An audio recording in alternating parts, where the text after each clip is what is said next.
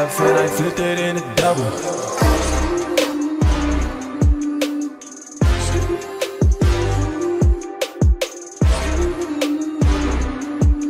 Hey. Avec ou sans fil, sous forme de casque à réduction de bruit ou non, les écouteurs sont désormais notre fidèle compagnon.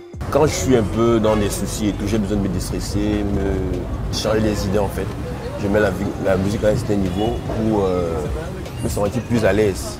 Oui, il fait évacuer certains soucis en fait. La plupart du temps, c'est pour écouter ma musique, voir mes films et autres. Donc, toujours volume à fond. Juché sur la tête, suspendu ou accroché aux oreilles des piétons, conducteurs de mototaxi, chauffeurs taxi et autres usagers, on les voit partout dans la rue. J'utilise plus mes AirPods en soirée vu que je fréquente et tout. Donc peut-être 6 heures. Je suis la musique, je suis sur l'ordinateur, peut-être en train de faire un travail qu'on a donné en classe et tout et tout. Ça ne me gêne pas en fait. La musique me permet plutôt d'avoir une certaine vision des choses en fait. «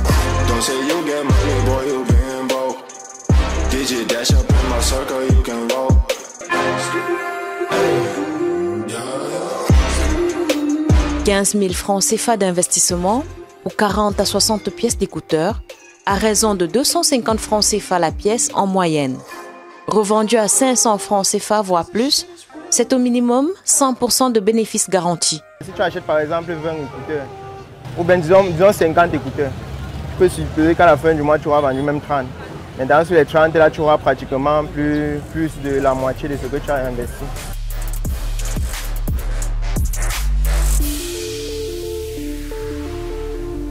Importés de Chine pour la plupart, les meilleurs clients se recrutent parmi les jeunes, élèves, étudiants, mais surtout les voyageurs. Dans la plupart des cas, ce sont les élèves, les étudiants, les gens du quartier, tu vois un peu. Mais maintenant, quand ça marche le plus, en fait, quand tu es par exemple positionné près d'une agence de voyage. Parce que là, les voyageurs, ceux qui voyagent, ils ont toujours la plupart du temps besoin des écouteurs pour voyager et tout. Dans les agences de voyage, dans les gares, voilà, ça passe plus. Bon, mais au quartier comme ça, vous savez, dans la plupart des temps, quelqu'un peut passer là, il a besoin d'écouteurs ou bien son écouteur s'est gâté et une fois, il s'approvisionne.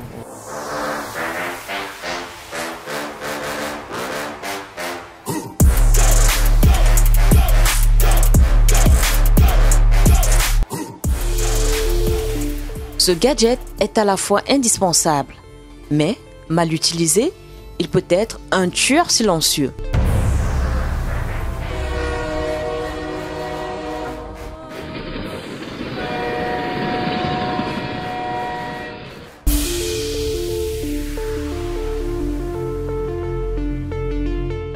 Encore appelé oreillette ou casque par analogie de fonction avec le casque audio, les écouteurs sont un dispositif qui se place dans une oreille et qui permet de restituer des contenus sonores.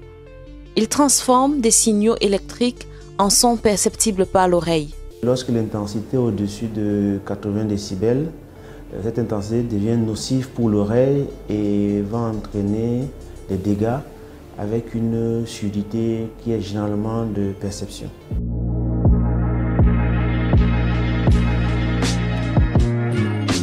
Les bruits extérieurs, recouvrant parfois le son des écouteurs, les utilisateurs ont tendance à augmenter le volume de façon à toujours entendre le son. Une attitude aux conséquences importantes sur la santé auditive. Elle peut mener à la lésion de l'oreille et in fine à l'acouphène ou au handicap de surdité.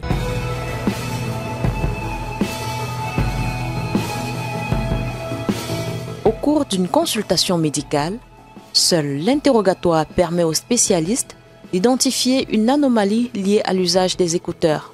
Lorsqu'un malade vient consulter, on fait un interrogatoire. Cet interrogatoire nous permet de nous orienter vers un diagnostic avec les facteurs déclenchants, les facteurs favorisants. Lorsqu'on fera des examens, on notamment ce qu'on appelle chez nous le diagramme tonal, qui permet de définir une courbe audiométrique et de déterminer également des pertes, ce qu'on appelle les pertes auditives. Donc en fonction de ça, l'interrogatoire, l'examen paraclinique, qu'on pourra peut-être faire un lien.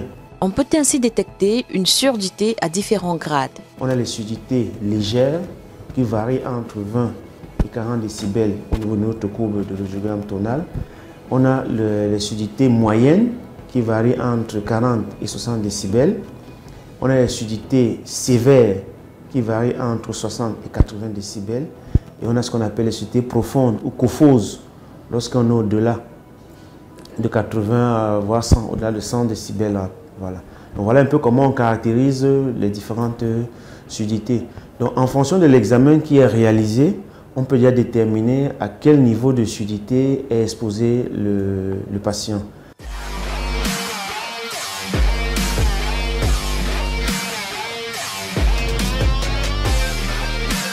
Selon l'Organisation mondiale de la santé (OMS), environ 5% de la population mondiale souffre de déficiences auditives incapacitantes, dont 32 millions d'enfants. La prévalence de ce trouble est d'ailleurs en constante augmentation. Elle passe de 1,7% chez les enfants à 7% chez les adultes. Par ailleurs, on estime que plus d'1 milliard de jeunes de 12 à 25 ans présentent un risque accru de développer une déficience auditive et bien évidemment, tout cela résulte de l'utilisation dangereuse d'appareils audio personnels.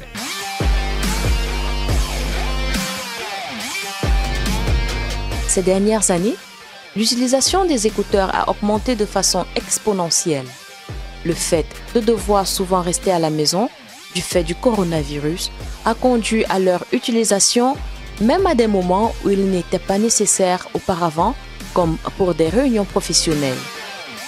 Sur le plan physiologique, les écouteurs procurent un certain confort, tel que nous l'explique le professeur Somo, psychosociologue. Le confort que les jeunes recherchent pendant leur moment de communication. Alors, on peut dire que de plus en plus, à la faveur de nouvelles technologies, des jeunes sont passés de la possibilité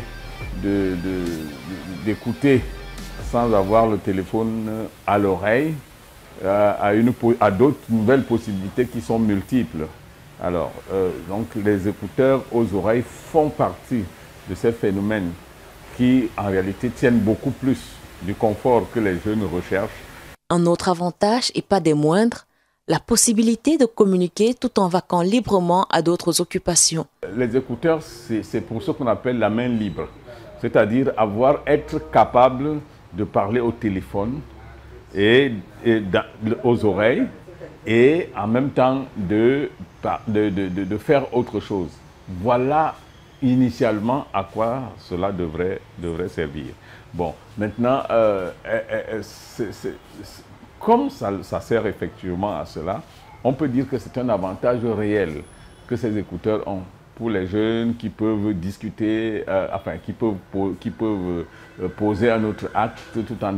Il fait la lessive, il a ses écouteurs aux oreilles, il peut faire beaucoup de choses en même temps au téléphone, tandis que dans la forme classique d'utilisation du téléphone, on est obligé de se défaire de tout, de prendre le téléphone, de le coller à l'oreille. Et ça, par contre, ça peut être un avantage qui est réel. Et l'illusion de préserver son intimité. Pour tout jeune aujourd'hui, c'est ces écouteurs, se renfermer là-dedans, ça a cet avantage de le couper de l'environnement dans lequel il est, d'être vraiment totalement in dans ce qu'il est en train de faire. Donc le rapport est extrêmement étroit. Voilà. Et puis, ça lui permet également une certaine discrétion, c'est-à-dire dans la communication. Parce que de temps à autre, lorsque la communication est directement par un téléphone ouvert, on suppose que quelqu'un en passant peut saisir un mot, mais lorsqu'il a ses écouteurs, en fait, personne ne sait de quoi il parle. Il est plus rassuré, donc ça le rassure davantage par rapport à ce qu'il fait. Véritable phénomène de mode, les écouteurs sont pour certains un outil de travail indispensable.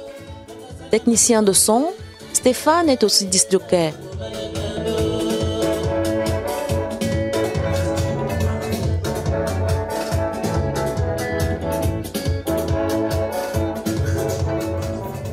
Il passe parfois 24 heures d'affilée, le casque aux oreilles. Pour l'instant, tout semble aller pour le mieux. Moyenne, c'est 18 heures sur 24 quand je n'ai pas animation. Parce qu'il y a des jours, je finis de travailler à la radio et après j'ai l'animation. Et là, je suis obligé, je suis contraint de porter le casque peut-être encore toute la nuit. Donc parfois, ça peut faire 24 heures. En ce qui me concerne, tout le monde, tout va bien. En ce qui concerne l'audition, j'écoute très bien. J'ai même une oreille très fine. Bon, pour le moment, ça n'a pas encore altéré en tout cas. Comment gérer le son sur la platine? Petite leçon pratique.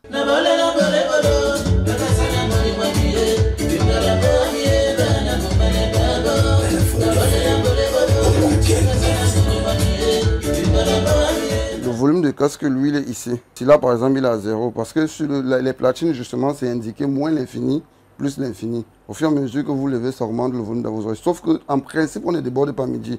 Midi veut dire laisser le potentiomètre au milieu.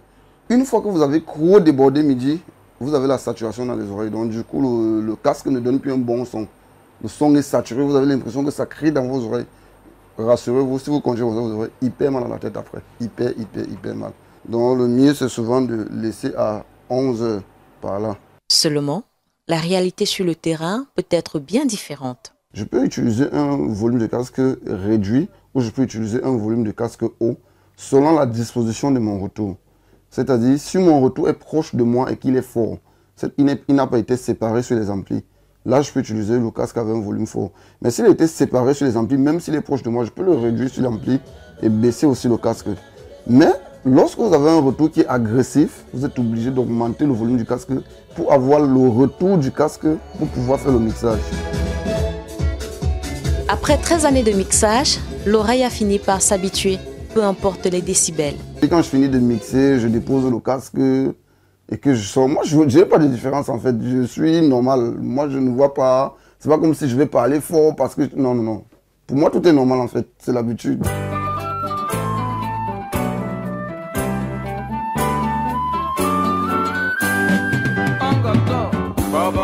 Tout comme les disc jockeys, les artistes musiciens vivent en contact permanent avec les casques.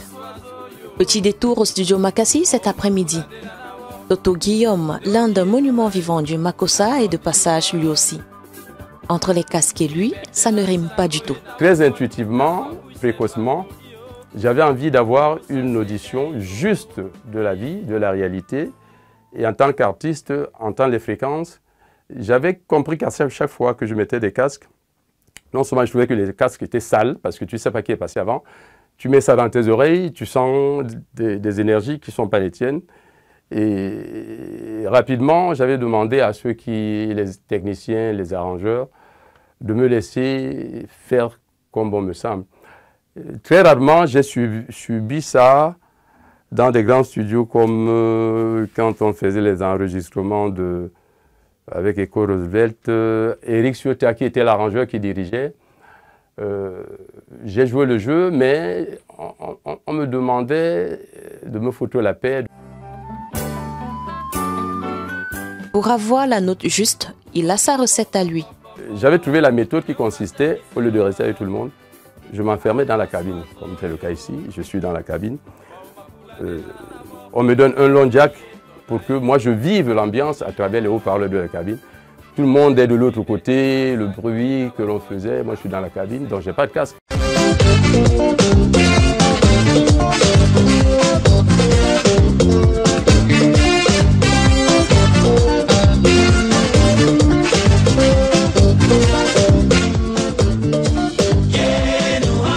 L'icône incontestable de la musique camerounaise, Samuel Donfin, plus connu comme Sam Fantoma, est un artiste pluridimensionnel. En tant que musicien, j'ai travaillé avec les casques pour enrichir mes chansons que vous connaissez. Mais aussi, après, je suis devenu ingénieur de son. J'ai aussi travaillé avec les casques. À ce moment-là, c'est une autre dimension de travail. Ensuite, il faut travailler avec les clients et leur apprendre à utiliser les casques. En tant que musicien, c'est une autre dimension de casque. Parce que il n'y a pas de musicien, pourquoi? Parce que nous, les musiciens, sont souvent habitués à jouer en live. Alors, quand ils viennent dans un studio, ça devient problématique pour eux parce qu'en live, on a les oreilles pour écouter. Maintenant, quand il faut porter les casques, si on n'a pas une bonne qualité, le casque n'est pas de bonne qualité, il va vous demander, j'entends pas les grosses caisses, j'entends pas ceci, il faut s'habituer. En tant qu'ingénieur de son, il faut avoir des casques appropriés. Et en tant que profane alors, j'utilise aussi les casques pour écouter dans les téléphones. Parfois, je suis un peu gêné parce que le son est tellement aigu, c'est tellement près du tympan que ça peut nuire à lui. Il faut avoir un problème d'audition après. Je déplore à longueur de journée de voir des gens qui sont enfermés. Vous traversez la route, vous mangez, vous êtes quelque part dans un avion, vous êtes en voiture, vous avez des casques. Donc vous ne savez pas ce qui se passe autour de vous. Vous êtes surpris, c'est-à-dire vous êtes enfermé dans un monde qui est le vôtre et sans savoir qu'un danger peut survenir et même être éveillé. Moi je trouve ça... Bon, on me dira je suis vieux jeu, oui, je préfère être vieux jeu, mais au moins moi j'entends parfaitement. Quand on me parle, j'ai lu film. Et comme je tiens à vivre aussi longtemps, des siècles, et j'ai compris la valeur de la santé humaine et par rapport au métier que j'ai, dont je fais part, je me préserve de tout cela. Donc. En ce siècle Android, les écouteurs mèneraient à un renfermement. Ils isolent plus ou moins de son extérieur, ce qui peut mettre son utilisateur en danger, particulièrement lors de la conduite d'un véhicule ou la circulation dans des lieux publics, le bruit d'un danger approchant n'étant plus perçu.